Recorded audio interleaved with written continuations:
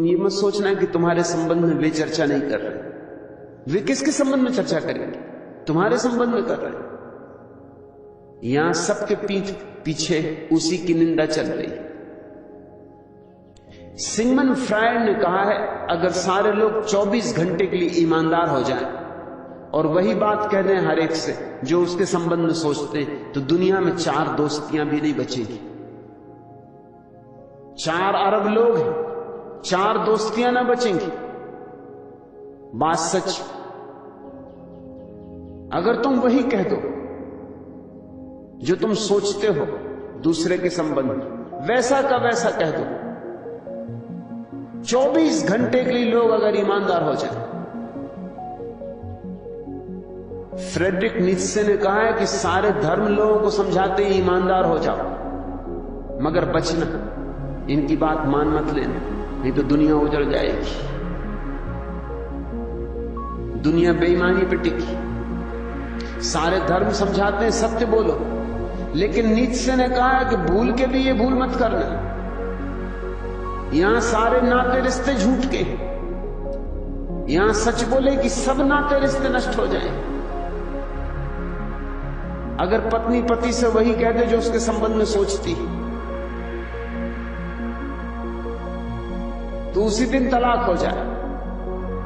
लेकिन पत्नी सोचती कुछ, कहती है पतिदेव।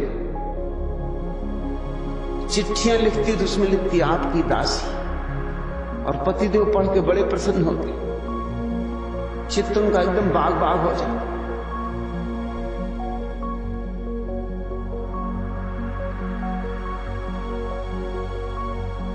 मुल्ला नसरुद्दीन की भाषा में गार्डन गार्डन हो जाता।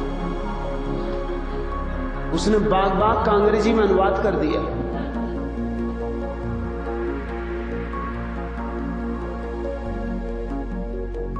और पत्नी वही कह दे जो सोचती तुम्हारे संबंध में, या तुम पत्नी से वही कह दो जो तुम उसके संबंध में सोचते हो। नहीं, कोई किसी के संबंध में सत्य नहीं कहता। ये सारा जगत झूठ पे चल रहा है।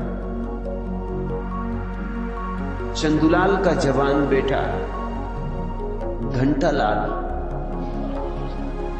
30 वर्ष की उम्र में ही काल के गाल में समा गया।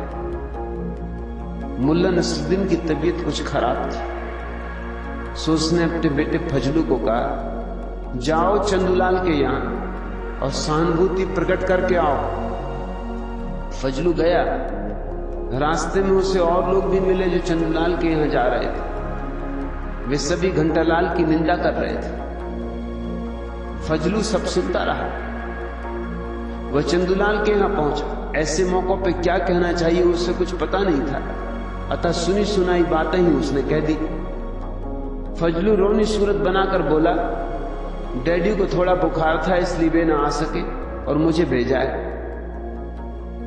हम लोगों को नहीं, पूरे गांव को सुनकर ये बहुत खुशी हुई कि आपका बड़ा बेटा घंटालाल असमय में ही मर गया। उस जैसा नीच और धोखेबाज आदमी नहीं देखा। आस पड़ोस के गांवों की सारी लड़कियों को उसने परेशान कर रखा। कभी किसी की उधारी उसने नहीं चुकाई। वह जुआरी, शराबी और वैश्यगामी भी था। भगवान की बड़ी कृपा हुई कि उस दुष्ट से पिंड छूट गए। हमें आपके परिवार के दुख से हार्दिक सहानुभूति। चंदूलाल को बहुत क्रोध आया, मगर कुछ कहा नहीं। बाद में एक दिन नसरुद्दीन के घर जाकर उसने पूरा हाल सुनाया। नसरुद्दीन ने फौरन फजलू को बुला के 2 तमाचे मारे और कहा, क्यों बे उल्लू के पट्टे, किसी की मृत्यु पे क्या ऐसी बातें कही जाती? फिर मुल्ला नसरुद्दीन चंदूलाल की तरफ देखकर बोला, मित्र इस बात क्षमा कर दो, दुख है कि मैंने इस गंवार को भेजा, मगर कोई बात नहीं, जब तुम्हारा छोटा बेटा भोंदूलाल मरेगा तो मैं स्वयं ही अफसोस जाहिर करने आऊंगा, चाहे मुझे बुखार ही क्यों न चढ़ाओ।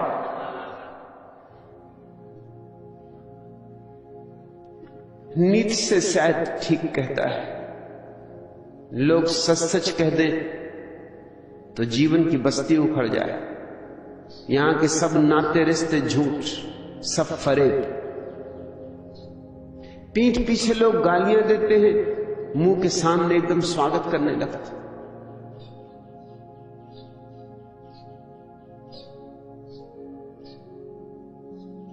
शायद दुनिया ऐसे ही चलेगी। मैं तुमसे ये नहीं कह रहा हूं कि लोगों से तुम सच सच कहने लगो। मैं तुमसे इतना जरूर कहना चाहता हूं कि अपने संबंध में सच समझना शुरू करो। दूसरों से सच कहने की तो तुम्हारी भी इच्छा होती होगी, दबा जाते हो क्योंकि झंझटें खड़ी हों, उतनी झंझटें लेने की हिम्मत नहीं। छुपा जाते हो, मुखौटे लगा लेते हो, पी जाते हो भीतर ही भीतर, उठती है गाली गीत गा देते हो, सिर तोड़ देने का मन होता है फूल माला पहना देते। लेकिन अपने संबंध में सच तो जानना ही होगा, दूसरे के संबंध में सच कहने की कोई आवश्यकता भी नहीं। दूसरे ने तुमसे पूछा भी नहीं, दूसरा तुम्हारा शिष्य भी नहीं। दूसरे के संबंध में सत्य तो तभी कहा जा सकता है जब वह शिष्य का भाव स्वीकार करता है। ये तो सद्गुरुओं पे छोड़ दो, उनके पास लोग आके सत्य सुनने को आतुर होते, प्रार्थना करते, तब भी बामुश्किल सद्गुरु उनसे सत्य कहते, तभी